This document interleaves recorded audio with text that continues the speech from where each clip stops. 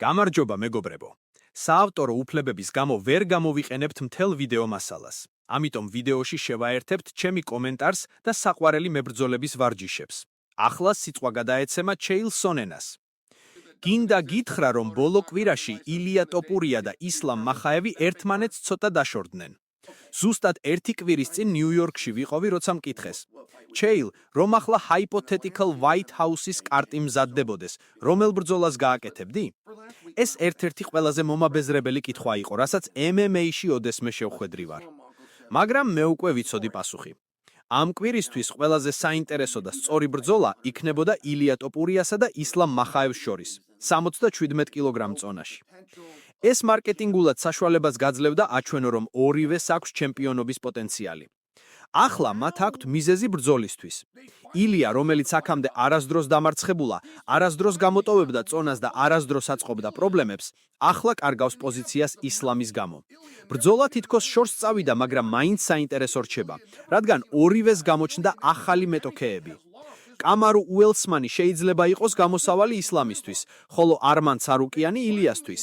ეს ნიშნავს, რომ მათი ერთმანეთთან ბრძოლა აღარ არის ერთადერთი მნიშვნელოვანი ბრძოლა, მაგრამ მაინც რჩება საინტერესო. მაყურებლებს ჩვენ უბრალოდ არ გვიცნობია, ვინ შეძლებს გამართვებას. ეს იდეა საკმარისია, რომ შექმნას მოვლენების დრამატურგია.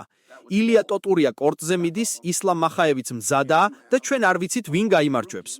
ეს საკმარისია, რომ აუდიტორია დაინტერესდეს, პოპკორნი მოიტანოს, ხალიჩა შეავსოს და მაისურები გაიყიდოს. საინტერესოა, რომ ერთი კვირის წინ მათ არ ჰქონდათ მიზეზი ბრძოლისთვის, ახლა კი აქვთ. ილია ტოპურია დათმო 66 კილოგრამი ტიტული და გადავიდა 70 კილოგრამში. არ იცოდა, რომ ისლამ წასვლას გადაწყვეტდა. მას სჯეროდა, რომ შეუძლია დაამარცხოს ისლამი და მედიის მეშვეობით ცდილობდა შესაძლებლობის მოპოვებას. ეს ყველაფერი აძლევს მათ რეალურ მიზეზს ბრძოლისთვის. ჩვენ როგორც მაყურებლები უბრალოდ უნდა დავაკვირდეთ, როგორ განვითარდება მოვლენები და ვინ გამოავლენს ძლიერ პოზიციას. ეს სწორედ ის მომენტი არის, როდესაც სპორტი მარტო ტექნიკის საკითხი არ არის, არამედ ფსიქოლოგიური თამაშია, სადაც მედია, რეიტინგები და მებრძოლების мотиваცია ერთმანეთში ირევა. რაც შეეხება ჯეკ დელა მადალენას, მომდევნო მებრძოლისთვის მისი დამარცხება არ ნიშნავს, რომ ავტომატურად გახდება მსოფლიოს ნომერ პირველი pound for pound მებრძოლი. რეიტინგების კომიტეტმა ეს ასე დაადგინა, მაგრამ რეალობა ბევრად უფრო რთულია. ილია ტოპურია არ დამარცხებულა, არც გამოტოვა ბრძოლა, არც წონაში წასვლა მოახდინა. მიუხედავად ამისა, ისლამ მახაევმა, რომელმაც ჯეკ დელა მადალენა დაამარცხა, დაიკავა უპირატესობა რეიტინგებში. ეს ნამდვილად აჩენს კითხვას, რამდენად მნიშვნელოვანია რეიტინგები მებრძოლებისთვის. მოსკოვში, როდესაც სპორტსმენები რეალურად აფასებენ საკუთარ კარიერას, ისინი ხშირად სერიოზულად აღიქვავენ რეიტინგების შედეგებს. თუ ისინი დაინახავენ, რომ რეიტინგი არ ეფუძნება ობიექტურობას, ეს მათ მოქმედებაზე არ აისაშება. მაგრამ საინტერესოა, რომ რაოდენობრივადაც კი მებრძოლები ანიჭებენ დიდ მნიშვნელობას, განსაკუთრებით როცა მედია მათ ყურადღებას აქცევს. ილია ტოპურია დათმო 66 კილოგრამი ტიტული და გადავიდა 70 კილოგრამში. ეს ნაბიჯი ცხადყოფს მის ნდობას საკუთარ შესაძლებლობებში.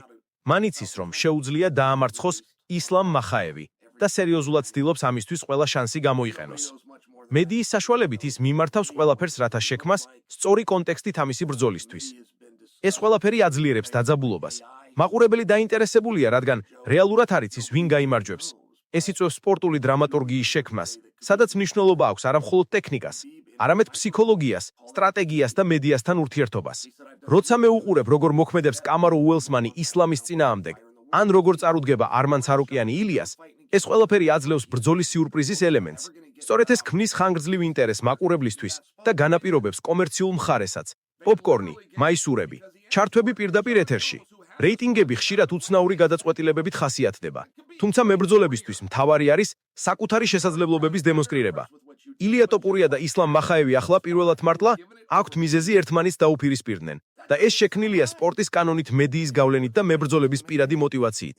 ეს სიტუაცია აჩვენებს, რომ MMA არ არის მხოლოდ ფიზიკური ბრძოლა, ეს ფსიქოლოგიური თამაშია, სადაც მნიშვნელობა აქვს ყველაფერს, წონას, მედიის სტრატეგიას, რეიტინგებს და რაც მთავარია, მებრძოლების ნდობა საკუთარ ძალებში.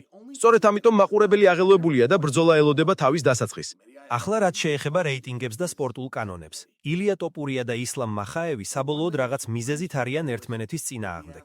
პირველად მათ აქვთ კონკრეტული მოტივი ბრძოლისთვის. ილია ტოპურია დათმო 66 კილოგრამი ტიტული, გადავიდა 70 კილოგრამში, იმედით რომ შეძლებს დაამარცხოს ისლამი. ეს ნაბიჯი აჩვენებს მის ნდობას საკუთარ შესაძლებლობებში და გადაწყვეტილებას, რომ არ ეყრდნოს მხოლოდ წარსულ წარმატებას. ჩვენ, როგორც მაყურებლები, ხედავთ, რომ MMA მხოლოდ ფიზიკური ბრძოლა არაა. აქ ფსიქოლოგია, მედია, სტრატეგია და რეიტინგების სისტემა ერთიანდება. მებრძოლებს, როგორიცაა ილია ტოპურია, ისლამ მახაევი, არმან ცარუკიანი და კამარუ უელსმანი, რეალურად შეუძლიათ შეიქმნან მოვლენები, სადაც გამარჯვება და წაგება არ არის წინასწარ განსაზღვრული. ეს აძლევს დაძაბულობას, ინტრიგას და მაყურებლის ინტერესს. როდესაც ვაკვირდები ჯეკ დე ლა მადალენას, ჩანს რომ რეიტინგები ყოველთვის არ ასახავს ობიექტურ რეალობას, თუმცა სპორტში მთავარი მაინც მებრძოლის მზადყოფნაა. ილია ტოპურია მედიის მეშვეობით აჩვენებს, რომ მზადაა ნებისმიერი გამოწვევისთვის.